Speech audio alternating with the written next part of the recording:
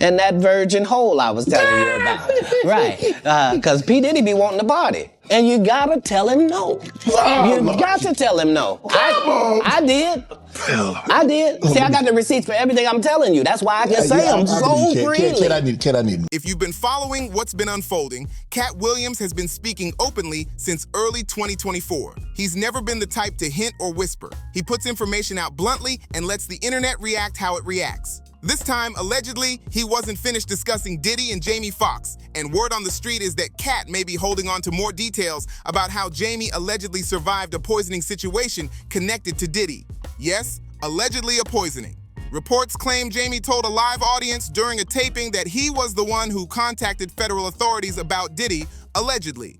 If that's accurate, people are questioning why tensions escalated so quickly. And the streets are buzzing that this is exactly the kind of story Katt has been waiting to bring into the open.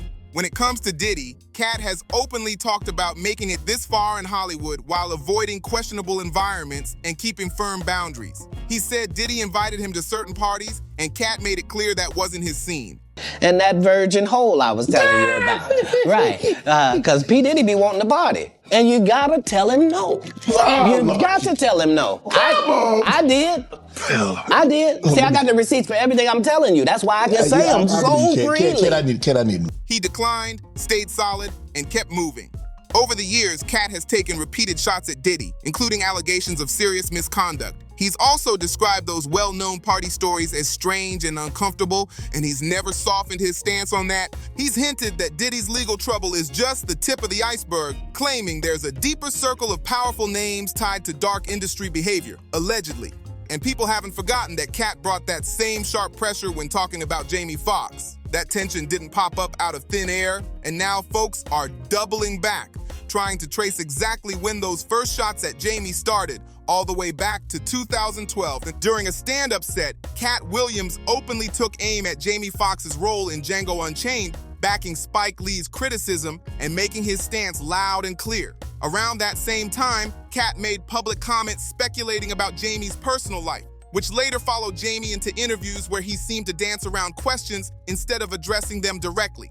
From that point forward, Katt stayed locked in on Jamie, especially after Jamie's sudden and mysterious illness that sent the internet into a frenzy with theories tied to Diddy, allegedly. During Katt's Dark Matter tour and multiple appearances throughout 2024 and 2025, he kept pushing the idea that the Jamie people see today isn't the same person from before, dropping hints and letting speculation spiral. Katt also suggested that Jamie's massive wealth and the secrecy surrounding his health scare were connected to powerful elite circles. Without proof, he implied the lack of transparency felt strange to him, even hinting that Jamie may have bought access into exclusive spaces, tying those claims to the illness that nearly took his life. According to rumors that kept circulating online, people still remember when Jamie Foxx was filming his Netflix movie, Back in Action, and suddenly suffered a serious medical emergency that sent him straight to the hospital.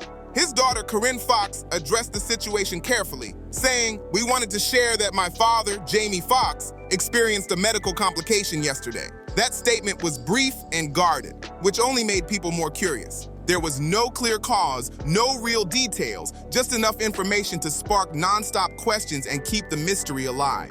The family later shared that quick medical action and strong care helped Jamie begin recovering, while also thanking everyone for the love and prayers and asking for privacy. Still, what unsettled people was how little was said about what actually triggered the health scare. Reports later claimed doctors ran multiple tests to figure out what caused the emergency, but none of the results were made public. Everything stayed tightly sealed. That silence only made the noise online grow louder, especially after rumors spread that law enforcement allegedly visited Jamie while he was hospitalized. After concerns surfaced, circulating claims suggested Jamie believed someone may have been trying to seriously harm him.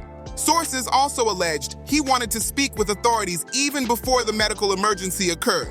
From there, speculation took over the internet, and Diddy's name was pulled into the conversation, allegedly, as theories spiraled out of control. Jamie later showed up in a video explaining that everything started with a severe headache, and he admitted he has no memory of what happened during his roughly 20-day hospital stay. Instead of calming things down, that confession only stirred more chatter, with people wondering if there was more going on behind the scenes than anyone was willing to admit. That's when the narrative really picked up steam.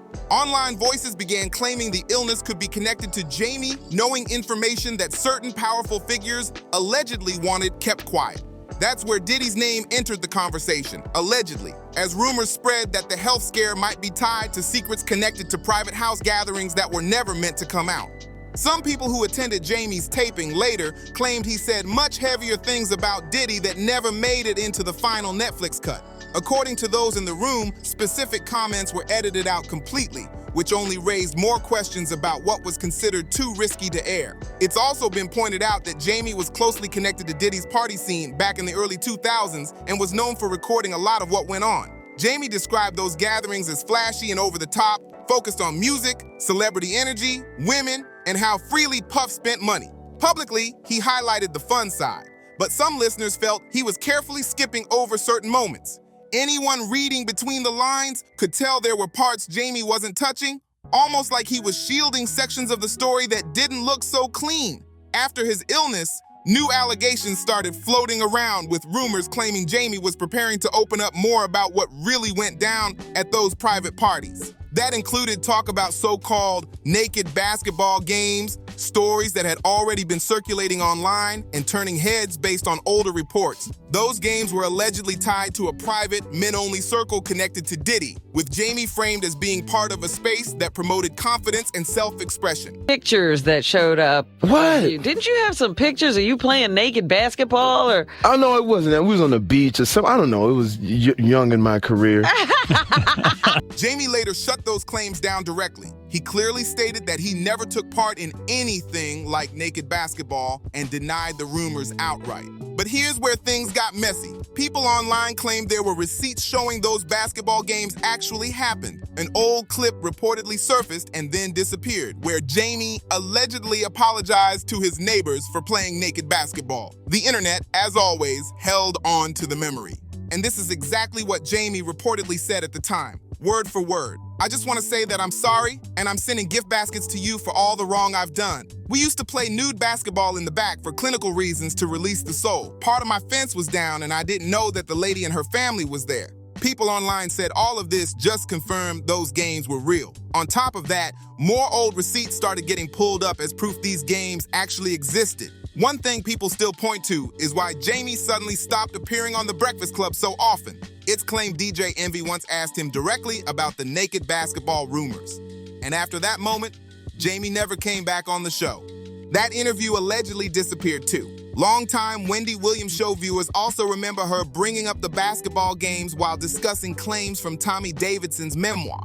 Wendy suggested that if those allegations were true, it connected back to Jamie's interest in what he allegedly saw during those games, and that sent the rumor mill into overdrive.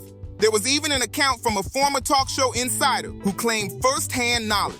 She said that after speaking publicly about Jamie Foxx and Diddy's alleged naked basketball games, she received a phone call and was pressured to take her video down. That move only made people question everything even more. On top of that, Katt Williams has hinted at those infamous naked basketball parties and other ultra-exclusive industry events allegedly hosted by Jamie Foxx more than once. He's claimed Jamie is part of a powerful inner circle that includes figures like Diddy, suggesting these social groups move with questionable intentions that he says he's ready to expose. Naked basketball parties. And I love basketball. But I don't love basketball like that. And allegedly, right before Jamie's medical emergency, this was another topic he was becoming more willing to talk about. This is also the same Jamie who once mentioned Ed Sheeran stayed at his house and used his studio, with Ed later casually referencing some very wild parties Jamie hosted during that time. Events like that had people online comparing them to the same type of private gatherings now being mentioned in Diddy's legal drama. Jamie has also talked in the past about other celebrities staying at his place when they were young and just getting started, framing it as mentorship and support during their early industry days. Nothing inappropriate was stated, but the internet ran with it anyway and twisted the narrative fast. Nick Cannon used to sleep on my couch. Wow. 13 years old. He'd be in one part of the house. He'd like, can I, nigga, go back in there. You can't, the fuck back in there. You can't come in here. And he'd be like this, right? He slept on the couch. Ed Sheeran was the latest. Ed Sheeran slept. Ed Sheeran, my new house. Ed Sheeran slept on my studio floor for 6 weeks. Amen. That comparison alone had people connecting dots to other high-profile industry situations and spinning theories at lightning speed. All of this started painting a picture online that Jamie may have been more familiar with how things operated behind the scenes than people originally thought. So, if Jamie was ever considering exposing anything sensitive, people online say it's not hard to understand why that could have put him in a risky position, allegedly, of course. What made things look even more suspicious to some was how strongly Jamie appeared to distance himself from Diddy afterward in his stand-up special. He briefly addressed rumors that Diddy was connected to his hospitalization and shut down claims that he was deeply involved in Diddy's inner circle while allegations were piling up. Jamie even joked about it during the special, saying the internet claimed Puffy was trying to unlive him, then laughed it off. He followed that by telling the crowd he always left those parties early, saying once it got late, the vibe felt off and he was gone by 9. That line alone had people raising eyebrows fast. Now personally, a lot of people online say it's hard to fully believe the left early story when there are countless photos and videos of Jamie standing right next to Diddy over the years. To them, it feels like the distance may have come later, once the dots started connecting and the conversations got louder about who was really tied to who. Some believe Jamie pulled back once he realized people were catching on and the whispers about his connections weren't slowing down. Then there's another theory floating around that maybe he made it through everything because certain promises were made behind closed doors. Allegedly, of course. But one thing people keep pointing out is that Katt Williams is still out there. And when he speaks, he doesn't soften anything. He drops names, timelines, and shocking claims without hesitation. And as the calendar keeps moving and that familiar season rolls back around, people are already bracing for the next round of revelations. So now it's a waiting game. What really ties Diddy and Jamie Foxx together? And how much of that story still hasn't been told? Let me know what you think the real connection is down in the comments. Make sure you like, subscribe, share this video, and comment to keep the conversation going, and I'll see you in the next one.